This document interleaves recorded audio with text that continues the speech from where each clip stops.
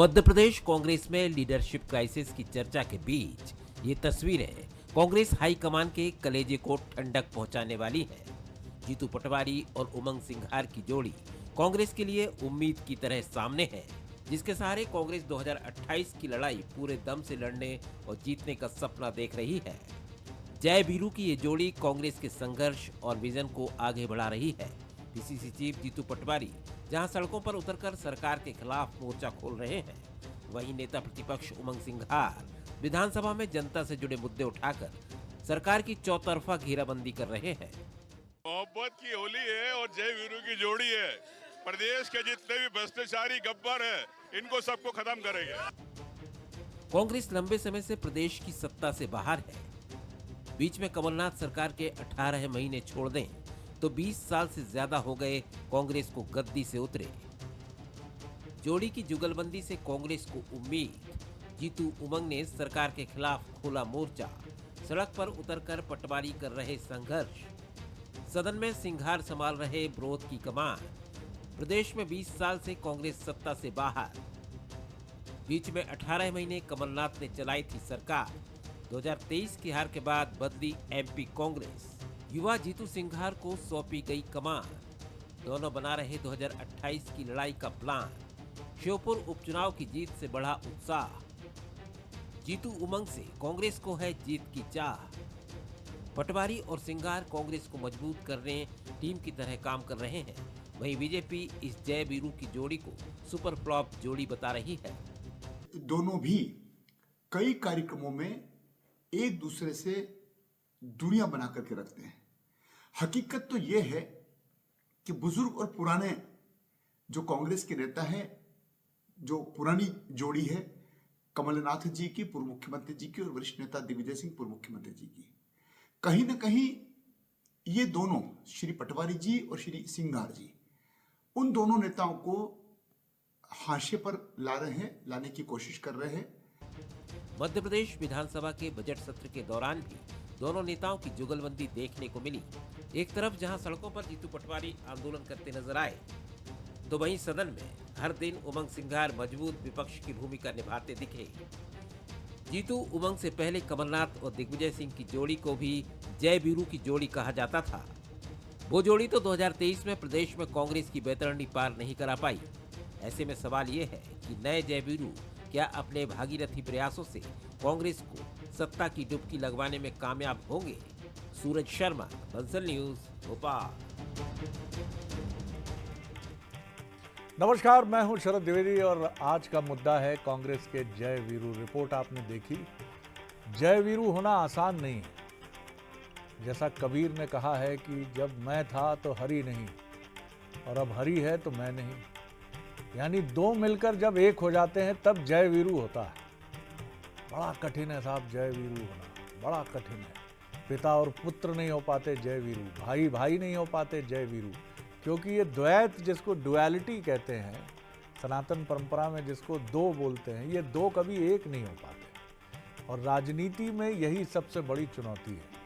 आप अगर राहुल गांधी जी के रिसेंट स्टेटमेंट्स को देखेंगे तो वो इस बीमारी को समझ गए हैं, ऐसा लगता है।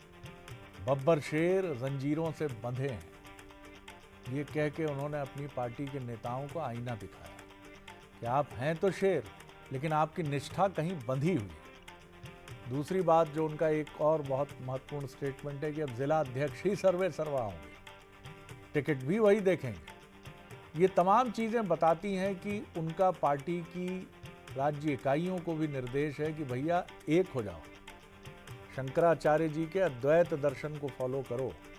अगर सत्ता रूपी सिंहासन पर बैठना है तो 2 होके, 10 होके, 15 होके, 20 होके नहीं बैठ पाओगे। यहाँ एक ही होना होगा, क्योंकि छत्तीसगढ़ में भूपेश बघेल और टीएस सिंहदेव की जोड़ी की टक्कर जो हुई आपस में, उसने गड़बड़ की।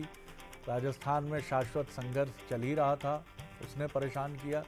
और अभी खटपट की आवाज़ कर्नाटक से आ रही है, जहाँ शिव कुमार जी को मुख्यमंत्री देखने के लिए तथाकथित कुछ विधायक कमर कस के बैठे हुए हैं।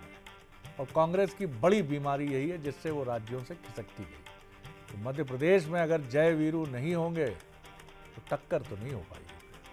चलिए आज इसी पर बात करेंगे। पहले बंसल न्यूज़ के सवाल देखिए कि क्या कांग्रेस के जय वीरू बीजेपी संगठन को टक्कर दे पाएंगे? क्या जीतू उमंग कांग्रेस को एक सूत्र में पिरोने में सफल होंगे? क्या युवा नेतृत्व के सहारे 2018 में सत्ता का शिखर छू पाएगी कांग्रेस? क्या युवा नेतृत्व के सहारे 2028 में सत्ता का शिखर कांग्रेस छू पाएगी? ये वो सवाल हैं जिनके सहारे हम आगे बढ़ेंगे। जो मेहमान हमारे साथ हैं उनसे मिलिए। स्टूडियो में हैं भूपेंद्र गुप्ता जी, सीनियर लीडर हैं, चीफ स्पोक्स पर्सन हैं। अजय धौले जी हैं, बीजेपी प्रवक्ता हैं, युवा नेता हैं, शाइनिंग स्टार हैं लीगल फ्रेटर्निटी से, उनका बहुत स्वागत है। दिनेश गुप्ता जी हैं, वरिष्ठ पत्रकार हैं, राजनीतिक विश्लेषक हैं, उनका बहुत स्वागत है। दिनेश जी, दार्शनिक अंदाज में हमने कहने की कोशिश की है कि 2 से 1 हो जाना आसान नहीं है, और निदा फाजली का बड़ा खूबसूरत शेर भी है कि हर आदमी में है 10-20 आदमी, जिसको भी देखना गौर से देखना। कुछ इसी मिजाज का शेर है, पूरा याद नहीं। दरअसल किरदार इतने होते हैं इंसान में, और राजनीति में तो आप जानते ही हैं कि कितने किरदार हैं। हाईकमान के सामने अलग किरदार है, जनता के सामने अलग किरदार है, प्रदेश संगठन के सामने अलग है। कैसे देखते हैं जय वीरू की जोड़ी? क्या वाकई जय वीरू की जोड़ी बन पाएगी?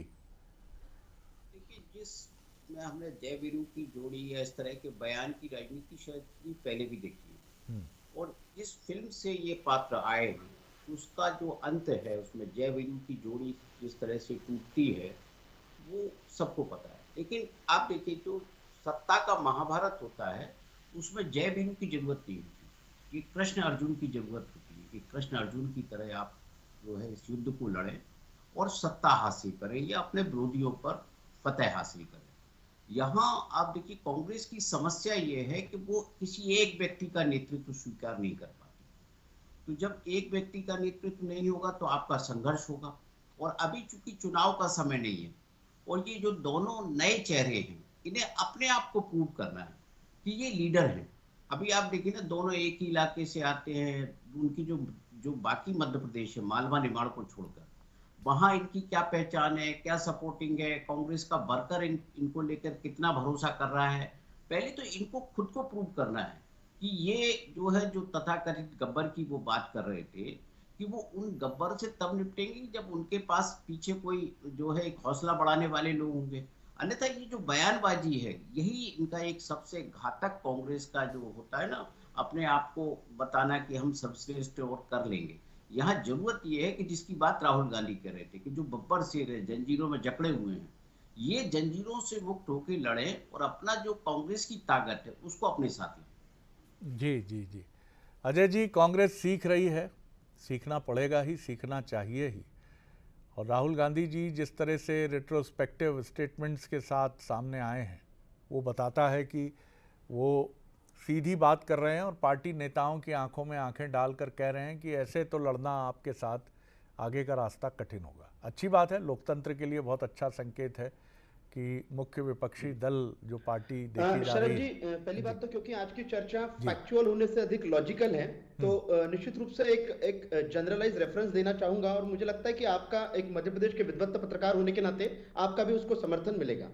शरद जी, जब कोई परिवार सफलता अर्जित करते जाता है, समृद्धि अर्जित करते जाता है, निश्चित रूप से उसमें जितने स्टेक होल्डर्स होते हैं, क्योंकि सारे सफलता के एलिमेंट्स होते हैं, तो उस परिवार में मतभिन्नता हो सकती है, क्योंकि प्रत्येक परिवार का जो स्टेक होल्डर्स है उसकी ये अपनी मंशा होती है कि मुझे परिवार की बढ़ोतरी में अपना योगदान देना है और योगदान को अच्छे से बढ़ाना है। लेकिन किसी परिवार में असफलता ही आती रहे और साल दर साल वो असफलता बड़ी होती रहे, तो निश्चित रूप से और स्वाभाविक रूप से ये नैसर्गिक प्रक्रिया है कि उस परिवार में एकजुटता बढ़ेगी, वो परिवार एकजुट होगा, परिवार में लड़ने की क्षमता बढ़ेगी। लेकिन विगत 20 वर्षों में मध्य प्रदेश की कांग्रेस ये नैसर्गिक प्रक्रिया के विरुद्ध जा रही है। मध्य प्रदेश की कांग्रेस ने एकजुटता की जगह, और मध्य प्रदेश कांग्रेस की नहीं, ये देश के कांग्रेस की बात है कि उसने एकजुटता की जगह, लड़ने की प्रवृत्ति की जगह उसने हारना पसंद किया, उसने अपने गुटों में बंटना पसंद किया। और भूपेंद्र जी कांग्रेस के वरिष्ठ प्रवक्ता है, कांग्रेस की इस बात की चिंता से वो भली भांति वाकिफ भी है, और वो खुद भी चिंतित होते होंगे कि निश्चित रूप से जब परिवार को एकत्रित होने की आवश्यकता है, यहाँ लोग परिवार और संगठन को महत्व देने की जगह किसी व्यक्ति विशेष को महत्व देते, किसी परिवार विशेष को महत्व देते, इसलिए आज ये कांग्रेस की स्थिति है। रही बात भारतीय जनता पार्टी की, ये कांग्रेस की जय वीरू की जो जोड़ी की बात यदि हम करें, तो मूल रूप से यदि कांग्रेस के आज की प्रासंगिक मध्य प्रदेश की कांग्रेस की यदि बात करें, तो इस कांग्रेस की एक जो महत्वपूर्ण जो लैक्यूना है इसका, कि क्रेडिटेबिलिटी ऑफ क्राइसिस। क्रेडिटेबिलिटी का यहाँ क्राइसिस इसलिए है कि किसी एक विषय पे, किसी एक मुद्दे पे मध्य प्रदेश की कांग्रेस स्थायी नहीं रहती, ना उसका कोई एजेंडा है, ना उसकी कोई नीति है, ना मध्य प्रदेश की कांग्रेस को आगे बढ़ाने के लिए उनका कोई गेम प्लान है। तो आज मध्य प्रदेश की कांग्रेस की शरद जी जो स्थिति हुई है, ये निश्चित रूप से उनके लिए भी चिंतनीय है और एक सशक्त विपक्ष चाहने वाली भारतीय जनता पार्टी के लिए भी चिंतनीय है। ये आपकी बात मुझे बहुत अच्छी लगी, बड़ी स्पोर्टिंग बात आपने कही, बहुत अच्छी बात लगी। अच्छा लगता है जब कोई युवा नेता जो सत्ताधारी दल में है लेकिन वो रैशनैलिटी से बात करता है और उसकी बातों में ये नहीं झलकता कि ये हमेशा ऐसे ही रहें, कमज़ोर रहें, मैं तो दुआ करता हूँ कभी ना सुधर पाएंगे। बहुत अच्छा लगा साहब। भूपेंद्र जी, कोशिशें बहुत हैं, करनी ही पड़ेंगी, रास्ता वही है, बीजेपी ने भी यही रास्ता अख्तियार किया था। आप सुपर पावर हुआ करते थे और वो जनसंघ से ताज़ा 1980 में बीजेपी बने थे, लेकिन 84 तक आते आते दो सांसदों की पार्टी आज कहाँ है आप भी जानते हैं। तो नामुमकिन कुछ भी नहीं, और आपको क्या समझाएं, 140 साल पुरानी पार्टी कांग्रेस को कौन समझा सकता है? देखिए, हर पार्टी के और हर एक राजनीतिक विचार के जीवन में एक समय काल होता है और उसी में जो है उत्कर्ष अपकर्ष की बातें चलती हैं। जब विचार में जो है सुधार होते रहते हैं, जब वो तात्कालिक होने लगते हैं, जब जो है उसमें क्रमबद्ध तरीके से जो वक्त की ज़रूरत है उसकी जब पुकार शामिल होती है तो वो उठती चली जाती है। और ये कांग्रेस ने सिद्ध किया है। जब हम जो है इतनी संख्या हमारी नहीं थी कि हम विपक्ष के नेता बन पाएँ तब भारतीय जनता पार्टी रोज़ ही उपहास उड़ाती थी। आपने भी चैनलों पे देखा होगा कि विपक्ष के नेता तो बन नहीं पाए। अब विपक्ष के नेता बन गए हैं, तो विपक्ष के नेता बन गए हैं तो हमारी शक्ति को जो है पूरा देश महसूस कर रहा है। और जब हम विपक्ष के नेता बनाने लायक भी नहीं थे, तब भी जो है हमने इनके जो ऐसे कानून थे जिनको ये पीछे के रास्ते से थोपना चाहते थे देश के ऊपर और देश की जो है नुकसान करना चाहते थे, वो कानून इन्हें वापस लेने पड़े। ये इतनी बड़ी व्यापक संख्या 303 लेने के बाद भी उन्हें पास नहीं करा पाए। ये कांग्रेस की शक्ति है और ये कांग्रेस का जो है वैचारिक धरातल है। कांग्रेस के पास विचारधारा है, उड़दंग नहीं है। और कांग्रेस के पास जो है आंदोलन है। ये बात सही है कि हमारे पास कैडर कमज़ोर है और उसको हम सभी महसूस करते हैं और उसको उस तरीके से कोशिश भी करते हैं जुटाने की। और जोड़ियाँ बनती हैं और जोड़ियाँ का बढ़ने का जो है एक्चुअली समय सापेक्ष होती हैं। हर व्यक्ति के घर में जो है पति पत्नी से लेके जो है जितनी जोड़ियाँ बनती हैं सब में जो है आज क्या है, कल क्या है, परसों क्या होगा, नरसों कौन सी घटना भूपेंद्र जी, घटेगी। राहुल गांधी जिन कठोर प्रश्नों से साक्षात्कार कर रहे हैं वो बताता है कि आप अपनी कमजोरियों को देख रहे हैं। देखिए, इंट्रास्पेक्शन अगर हम नहीं कर रहे होते तो वक्तव्य सामने नहीं आता।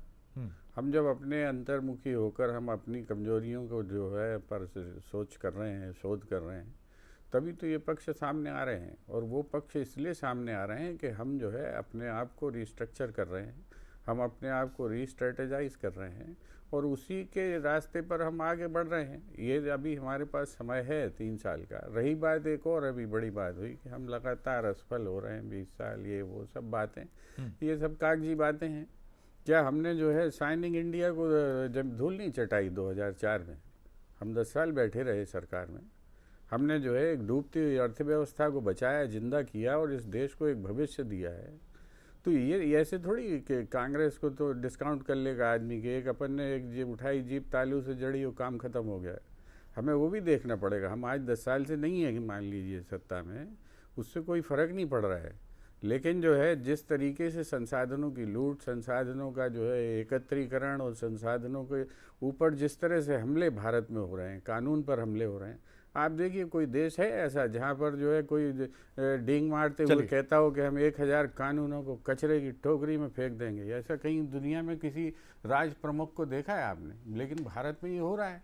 और जब हो रहा है तो उससे समझ लो आप कि उनको इनका टारगेट कानून और कानून की जो है समीक्षा नहीं है, 1000 है उनका टारगेट। हमें 1000 कचरे में फेंकना है तो वो कोई से भी 1000 हो सकते हैं। दिनेश जी, राजनीतिक बहस के मंच पर एक दूसरे की आलोचना में ही मुद्दे गुम हो जाते हैं और हमारी डिबेट्स में भी अक्सर यही होता है कि बीजेपी कांग्रेस की धुलाई करने की कोशिश करती है और कांग्रेस बीजेपी की। इसमें वो विमर्श की अपेक्षा भी बहुत अधिक नहीं होती, क्योंकि ये मंच वो मंच नहीं है जहाँ आत्म साक्षात्कार जो पार्टी की अंदरूनी बैठक है उसकी जानकारी दी जाए, वो अपेक्षा हम भी नहीं करते। लेकिन मैं राजनीतिक मित्रों से अपेक्षा नहीं करता, लेकिन आपसे समझना चाहूँगा कि कांग्रेस की जो विफलता आप देखते हैं, क्या ये बड़े नेताओं की आपसी लड़ाई थी? बीजेपी में भी सत्ता का ट्रांसफॉर्मेशन होता है और बड़ी स्मूथली हो जाता है, चाहे वो छत्तीसगढ़ हो, डॉक्टर रमन सिंह चुपचाप अपनी नई भूमिका में आ जाते हैं, मध्य प्रदेश में शिवराज जी हटते हैं, केंद्रीय मंत्री होते हैं, नरेंद्र सिंह तोमर जी विधानसभा अध्यक्ष हो जाते हैं, कैलाश विजयवर्गीय जी कैबिनेट मंत्री हो जाते हैं, प्रहलाद पटेल जी कैबिनेट मंत्री हो जाते हैं, केंद्रीय मंत्री से प्रहलाद पटेल कैबिनेट मंत्री हो जाते हैं, राकेश सिंह मुख्य सचेतक से, और कहीं कोई आवाज़ नहीं आती। उनके मन में भी प्रश्न होंगे नेताओं के, ऐसा हो नहीं सकता, वो भी मनुष्य हैं, राजनेता हैं, महत्वाकांक्षी हैं, लेकिन वो अपने विचार को पार्टी के आड़े नहीं आने देते, अपनी सोच को पार्टी, ये क्या यही बीजेपी और कांग्रेस का अंतर है?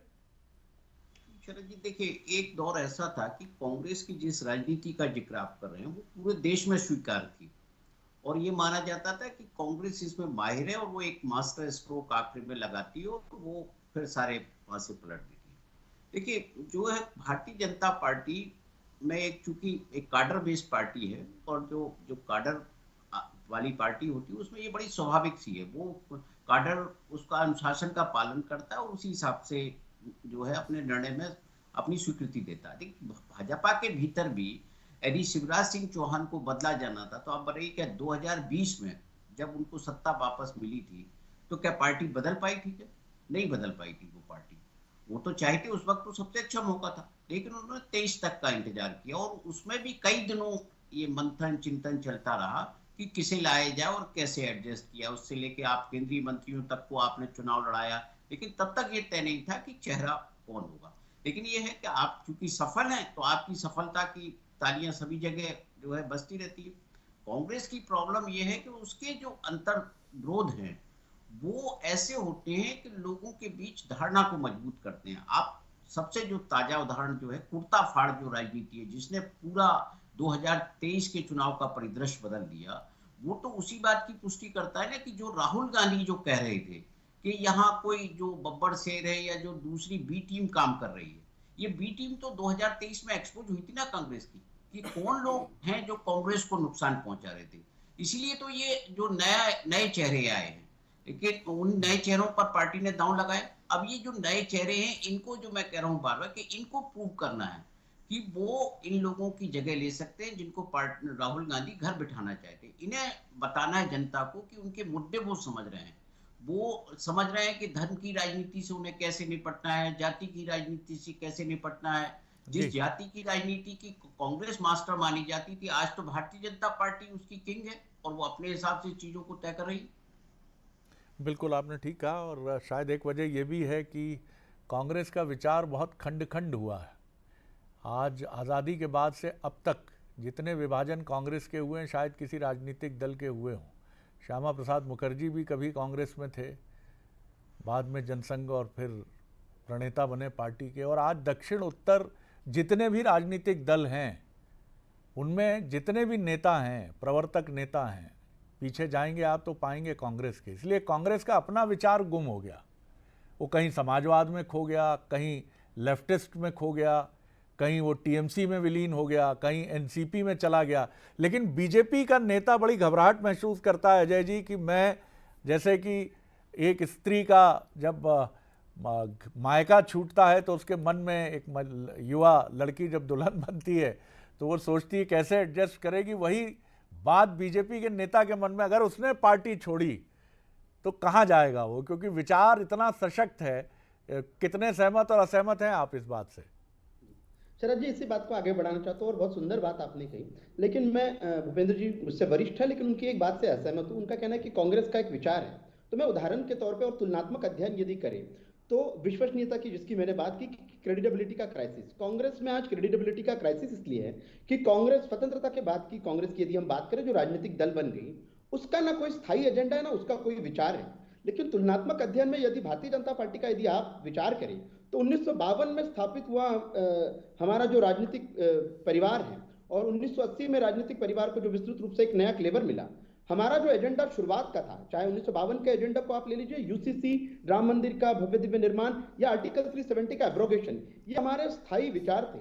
आज जो हमारा एजेंडा है कि वन नेशन वन इलेक्शन, ये ऐसे जो भारतीय जनता पार्टी को अन्य राजनीतिक दलों से भिन्न करने वाले विचार हैं, और ये भारतीय जनता पार्टी कहीं ना कहीं इनको प्रण प्राण से लागू करने के लिए, इसको एग्जीक्यूट करने के लिए काम करती है। इसलिए जो कार्यकर्ता होते हैं वो मूल रूप से इन विचारों के प्रति समर्पित है। कांग्रेस में एकमात्र विचार है कि इन प्रकार गांधी परिवार को सत्ता में लाना और राहुल गांधी जी को देश का प्रधानमंत्री बनाना। तो जब तक के ये क्रेडिटेबिलिटी का क्राइसिस रहेगा ना, देश की जनता कभी भी कांग्रेस से खुले मन से नहीं जुड़ पाएगी। और मैंने जैसे कि कहा कि हमारे लिए भी चिंतनीय विषय इसलिए हो जाता है कि जब आप देश को विकसित बनाने की बात कर रहे हैं, 2047 का संकल्प आपने सामने रखा है, तो निश्चित रूप से इजराइल जैसे देश की हम बात करें कि जहां वहां का पक्ष और विपक्ष दोनों नेशनल इंटरेस्ट में, जब जब नेशनल इंटरेस्ट की बात आती है साथ में खड़े होते हैं, लेकिन हमारे देश में जब जब नेशनल इंटरेस्ट की बात आती है, देश का विपक्ष सिर्फ सत्ता प्राप्ति की राजनीति के लिए हमारे देश के सारे संवैधानिक पदों को भी कटघरे में खड़ा करता है। तो निश्चित रूप से आज देश को ऐसे सशक्त विपक्ष की आवश्यकता है जिसका एक मूल विचार है, जिसकी नीतियां हमेशा से राष्ट्र को सर्वप्रथम रखने वाली रही। जी भूपेंद्र जी, दो नैरेटिव कांग्रेस के आड़े आते हैं। अगर बीते 2 दशकों में ये चीज़ बड़ी इंटेंसिफाई हुई है। पहली चीज़ है नेहरू गांधी परिवार, इस पर हमले होते हैं। दो प्रधानमंत्री कांग्रेस के देश के लिए कह लीजिए कुर्बान हुए, पूर्व प्रधानमंत्री राजीव गांधी और प्रधानमंत्री इंदिरा गांधी, लेकिन उस नैरेटिव से आप लड़ नहीं पाते हैं, ऐसा प्रतीत होता है। और दूसरा नैरेटिव है कि आप बहुसंख्यकों के साथ खड़े नज़र नहीं आते हैं। ये दोनों नैरेटिव जो हैं ये आपको हमेशा परेशान करते हैं। आज भी नेहरू गांधी परिवार की छवि वही है जो नेहरूवियन इरा में गढ़ी गई थी कि कुर्ते पजामे धुलने के लिए विदेश जाते हैं, दही ब्रिटेन से आता है। आज भी आप, क्या कांग्रेस इससे लड़ नहीं पा रही? देखिए, ये जो अफवाह तंत्र है जो 1925 से काम कर रहा है झूठ की एक इंडस्ट्री के रूप में, वो दही मंगवाता रहता है लंदन से, लेकिन वो दही आता नहीं है। पेरिस से वो कपड़े धुलवाता रहता है, कच्छे धुलवाता रहता है, लेकिन वो आता नहीं है। इसकी सत्यता पब्लिक डोमेन में है, इसको कहीं भी आप वेरीफाई कर सकते हैं। तो ये जो है झूठ से लड़ने का काम नहीं है कांग्रेस का। ये झूठ अपने आप परास्त होता है और आप देखेंगे कितने घबरा हुआ ये झूठ रहता है। दूसरी बात, जो एक बड़ी बात उन्होंने उठाई है धवले जी ने, बहुत अच्छी बात है, उसका जवाब मैं ज़रूर देना चाहूँगा कि कांग्रेस का कोई विचार नहीं है। ये कांग्रेस को समझते नहीं है। हमें लगता है ये भाजपा को भी नहीं समझते हैं। इनको समझना पड़ेगा, अध्ययन करना पड़ेगा। कांग्रेस का जो विचार है वो कांग्रेस का विचार है समता का, कांग्रेस का विचार है सर्वधर्म समभाव का, कांग्रेस का विचार है जो है सर्वोदय का, जिसको आपने जो है चोरी करके अंत्योदय कर लिया है। बोला नहीं है दीनदयाल जी ने, आप लोग बोलते हो बाद में रीराइट करके। तो ये इसको जब आप समझोगे, आप जो है आपको सारी चीज़ हमारी स्वीकारनी पड़ी है। आप स्वदेशी का अंग्रेज़ों के ज़माने में विरोध करते थे, आज आपको नारा लगाना पड़ता है। किसका चुराया आपने? आज जो है हम जहाँ से, हमारा विचार जहाँ से परिपक्व हुआ है और आपका विचार जो है, आप कह रहे हैं यूसीसी। आप थोड़ी डिबेट में जाइए, लोकसभा के अध्ययन करिए, आप तो विद्वान व्यक्ति हैं, तो आपको पता चल जाएगा कि यूसीसी का सबसे ज़्यादा विरोध करने वाले आप लोग थे। यूसीसी तो नेहरू जी लाए थे और जो है अम्बेडकर जी लाए थे, तो आप क्यों विरोध कर रहे थे तब संसद में? तुम्हारा विचार स्थिर है तो तब विरोध नहीं करना चाहिए था। अब दूसरी बात आप कर रहे हैं कि आप लगातार एक विचार, ये तो आपको मैंने एक बता दिया है, और अध्ययन करेंगे तो आपको अपने अंतर विरोध और कंट्राडिक्शन सैकड़ों पता चलेंगे। तो ये जो परिस्थिति है वक्त कम है, एक मिनट बात पूरी करो। इसको जरा समझने में जो है आपको दिक्कत है। और दूसरी चीज़, ये जो उत्कर्ष अपकर्ष का समय किसी राजनीतिक दल का होता है, ये उसका पैमाना नहीं होता है। उसका पैमाना होता है कि उसका रास्ता एक चल रहा है कि नहीं चल रहा। हमें भी पता है कि 80 लोगों को आप भड़काओगे तो हमारे को वोट का नुकसान होगा, लेकिन हम उससे डिग नहीं रहे हैं। हमने इस देश के हर नागरिक को अपना माना है, हम उस रास्ते पर आगे बढ़ रहे हैं। आपकी तरह हम जो है रोज़ जो है पक्ष बदलते नहीं। हम जातियों की बात आप करते हो, आरोप आपकी जो है झूठ की इंडस्ट्री हमारे ऊपर लगाती है। आरोप ये हम जो है उस रास्ते पर नहीं है। प्रत्यारोप चलते रहेंगे, लेकिन एक भीतर की तैयारी है जिसको वो शायद कांग्रेस में शुरू हो चुकी है, और वही तैयारी है जब आप ये बता पाते हैं अपने कार्यकर्ताओं को कि हमारा भी भविष्य है, हम लड़ ज़रूर रहे हैं। जो 1985 में मुंबई के अधिवेशन में बात हुई थी, अटल जी का वो लैंडमार्क स्टेटमेंट कि सूरज निकलेगा, कमल खिलेगा, वो आशा की एक बात थी। और सामने पंडाल में बैठे हजारों कार्यकर्ताओं ने करतल ध्वनि से उसका स्वागत किया था। ये उम्मीद का बीज बहुत ज़रूरी है, किसी व्यक्ति में भी, किसी संगठन में भी। हमने आज़ादी की लड़ाई लड़ी 18वीं शताब्दी और उसके पहले से भी, लेकिन उम्मीद का बीज था हमारे पास जो वृक्ष बन के लहलहाया 1947 में। सवाल कांग्रेस को अपने से ये भी करना चाहिए कि क्या उसका उम्मीद का ये बीज उसके बीच में है? क्या वो ये मानती है कि उसका सुनहरा दौर फिर लौटेगा, या उसके नेता शॉर्टकट तलाश रहे हैं जिन्हें राहुल जी इस नज़रिए से देखते हैं कि शेर तो हैं लेकिन जंजीरों में बंधे हैं। एक तरफ भूपेंद्र जी हैं जो परंपरा से कांग्रेसी हैं, जिनके पिताजी सेवा दल के समर्पित कार्यकर्ता और नेहरू जी को रोकते हैं, वो छटपटाते हैं, वो विचार से आबद्ध हैं, बद्ध शब्द भी नहीं कहूँगा, प्रेरित हैं, अनुप्राणित हैं। लेकिन एक तरफ ऐसे नेता हैं जिनको घर बनवाने हैं, जिनको महंगी गाड़ियाँ लेनी है क्षमा सहित, और वहाँ विचार ध्वस्त होता है और उसके साथ पार्टी की भी कई ईंटें दरक जाती है। बहरहाल ये कांग्रेस का विषय है, उसको सोचना है। बहुत शुक्रिया आप तीनों मेहमानों का। आगे देखिए छत्तीसगढ़ आज का मुद्दा, बच्चों पर आफत, मौत पर सियासत। नमस्कार।